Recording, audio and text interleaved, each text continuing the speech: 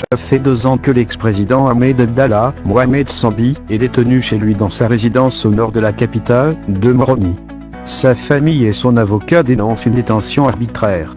La période légale de détention provisoire est arrivée à son terme il y a plus d'1 an. Précise son avocat, sans que l'ex-président ait été jugé. En 2018, Ahmed Abdallah Sambi a été inculpé de corruption, détournement de deniers publics, complicité de faux et usage de faux, dans une affaire de vente de passeports à des apatrides. Il n'a jamais été jugé. Depuis 2 ans, son état de santé s'est dégradé et sa famille s'inquiète de son incarcération prolongée. Le vendredi 18 mai 2018, Sambi a participé à la prière hebdomadaire à la mosquée de Moroni. À la fin de l'office religieux, un certain nombre de ses partisans, parmi les fidèles, se sont rassemblés autour de lui et ont alors scandé des slogans hostiles au président en exercice. Ils ont aussi chanté l'hymne national comorien devant le président Sambi. Suite à ce rassemblement, l'ex-président Ahmed Abdallah Sambi a été arrêté et placé en résidence surveillée dès le lendemain. Dans une note circulaire à l'attention des responsables de la sécurité et de l'ordre public, le ministère de l'Intérieur a justifié cette mesure en invoquant le respect de l'ordre et de la sécurité publique. De plus, l'état de santé de son client s'est considérablement détérioré selon sa famille. À l'heure actuelle, sa famille ne peut pas le voir directement, regrette sa fille Islam Sambi. En début d'année, un juge d'instruction a d'ailleurs autorisé son évacuation sanitaire à l'étranger, mais cette décision n'a toujours pas été exécutée. Les déclarations, tant du ministre de la Justice que des différents membres du gouvernement, ont consisté dans le fait de dire que le sort de Sambi ne dépend pas du juge d'instruction, mais du gouvernement comorien. Donc c'est une atteinte profonde et grave aux droits de l'homme, et contraire même à la constitution des Comores, qui établit la séparation des pouvoirs. Le fait que l'exécutif s'arroge le droit de maintenir en détention un mis en examen, c'est contraire à tout principe démocratique. Il s'agit d'une détention politique, ajoute l'avocat, qui a d'ailleurs décidé de porter plainte auprès de la Cour pénale internationale contre l'actuel président comorien Azali Assoumani. Révéler sa maladie serait malvenu, mais son état s'est beaucoup dégradé si Sambi ne bénéficie pas des soins appropriés dans les délais convenables, cela pourrait occasionner des complications sérieuses, a poursuivi le médecin. Il faut être prudent, le pire n'est pas à exclure. La santé d'Abdallah Sambi fait l'objet depuis des mois d'une vive controverse entre son entourage et le gouvernement. Son médecin a recommandé son évacuation pour être soigné à l'étranger. Mais jusque-là, le régime de l'actuel président Azali Assoumani, qui lui est hostile, ne l'a pas autorisé, le soupçonnant de vouloir échapper à la justice. Le juge d'instruction a rendu une ordonnance autorisant l'évacuation sanitaire de l'ancien président, mais, à ce jour, cette décision n'a pas été exécutée, a regretté auprès de l'AFP l'avocat de l'ancien chef de l'État. Emprisonné à son domicile, plaide son innocence et souligne son état de santé déclinant dans une lettre adressée au président Azali Assoumani le mois dernier. L'ancien chef d'État, détenu maintenant depuis 2 ans, y aborde sa défense aux différents chefs d'accusation dont il fait l'objet.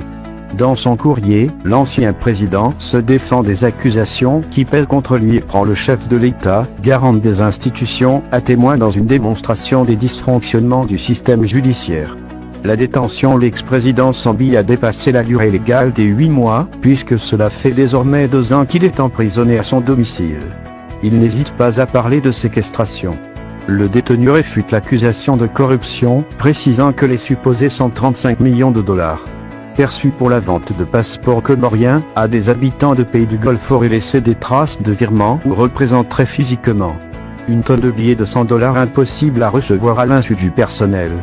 L'ancien président Sambi remet d'ailleurs en question un rapport parlementaire dans cette affaire qui n'avait finalement pas été validé par la totalité des députés chargés d'enquêter. Enfin, il évoque sa santé en déclin permanent et s'étonne qu'une ordonnance d'évacuation, signée le 2 janvier 2020 par un juge, n'ait jamais pu être appliquée. Cette lettre adressée au président des Comores est datée du 16 mai dernier n'a, à ce jour, reçu aucune réponse et n'a pas été rendue publique. Wakomor, Narvenzane, Saidiane, Tukuzane, Narvenzenti, Risaidie, Ritukuze, Mwezingwa Torvenza, Arbuliz Khairi Nasbaraka, Wassalamu alaikum wa rahmatullahi ta'ala wa barakatuh.